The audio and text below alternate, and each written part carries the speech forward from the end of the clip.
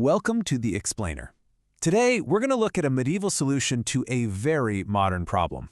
You know that feeling of being just completely overwhelmed by information? Well, let's dive into a 900-year-old guide for that. So, let's start here. Does this sound familiar? You're trying to learn something new, and you're just drowning. Drowning in articles, videos, endless streams of data. It feels totally impossible to even know where to begin, right? Well, here's the thing. This isn't some new problem that's exclusive to our digital age. No way. This exact feeling of information overload, it was a massive concern way back in the 12th century when Europe was suddenly flooded with all these new ideas. And, a really brilliant thinker from that time, a monk named Hugh of Saint Victor, he saw this challenge and decided, okay, I'm going to create a guide to tackle this head-on. He called it the Didascalicon, which basically just translates to the art of reading. And he kicked off his guide with this really powerful idea. For Hugh, the solution wasn't about reading more or faster. Nope, it was about having a system, a clear method built on 3 simple foundational rules for learning pretty much anything. Now, to really get why his solution was so genius, we kind of have to understand his world. So let's go back in time to the 12th century. This was a period people now call a Renaissance, long before that more famous one kicked off in Italy. Okay, so after centuries of just chaos and instability, Europe was going through this massive reboot.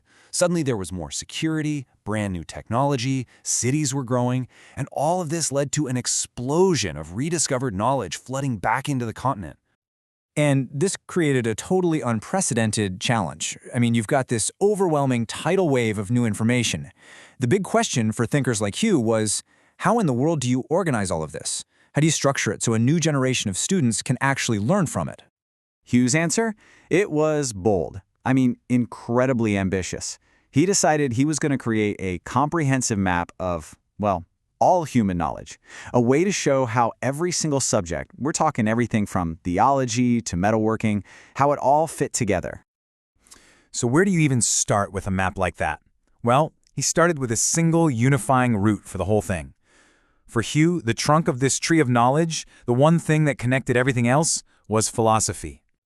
But, and this is so important, he didn't see philosophy as some dry academic subject you just read about. No, for him, it was an active friendship with wisdom, a personal, living relationship with the divine mind that, created and ordered the entire universe.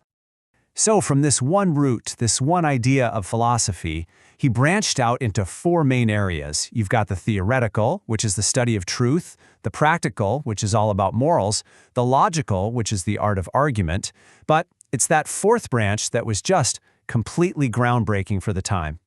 Yeah, this last category right here, the mechanical arts, this is what made his whole map so unbelievably revolutionary. Get this. For what was basically the first time in Western thought, manual labor, the crafts, the trades, all the stuff people did with their hands, was being given the exact same philosophical dignity and importance as subjects like logic or ethics. That's huge. So Hugh carefully classified all of human industry into these 7 essential arts. And his categories were incredibly broad. I mean, they covered everything from weaving and construction all the way to how you prepare food. And what's really wild is that he even included theater, the science of entertainment, as a totally essential human craft. So you might be asking, why? How could a blacksmith's work possibly be a branch of philosophy? Well, it all came down to this really beautiful principle he had, imitatio naturae, which just means the imitation of nature. See, in Hugh's view, an artisan isn't just making stuff up out of thin air. Not at all.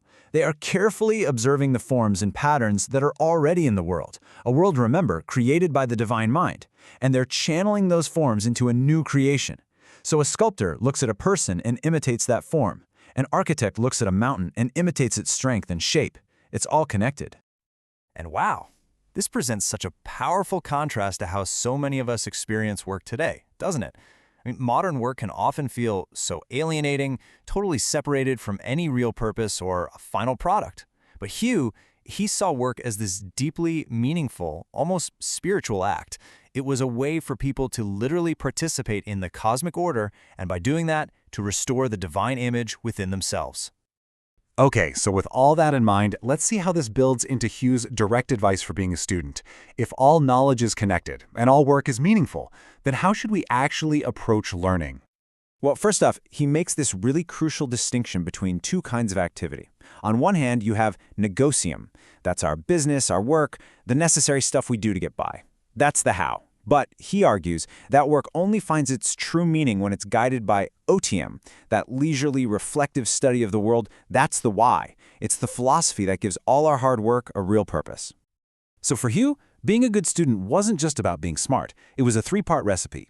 You needed 1, some natural talent, the ability to understand and remember. 2, you needed exercise, the diligent, hard work to sharpen that talent. And 3, you needed discipline, living a humble, orderly life that's actually in harmony with the knowledge you're seeking. And he offers this incredibly profound piece of advice. He says that to truly learn, you have to become an exile. You've got to detach yourself from your familiar comforts, from your biases, from your intellectual homeland, so you can see the world with fresh eyes and a truly open mind. For him, the perfect student is someone who sees the entire world as a foreign land, just waiting to be explored. And all of this leads to a super clear method for reading. He uses this great analogy of constructing a building. He says any deep reading has to happen in a specific order. Step 1, you lay the foundation with history. That means understanding the literal facts first. Step 2, you build the structure with allegory. That's where you find the deeper, symbolic meaning. And finally, step 3, you decorate the whole thing with tripology, which is all about applying that moral lesson to adorn your own life. Foundation, structure, decoration. Simple.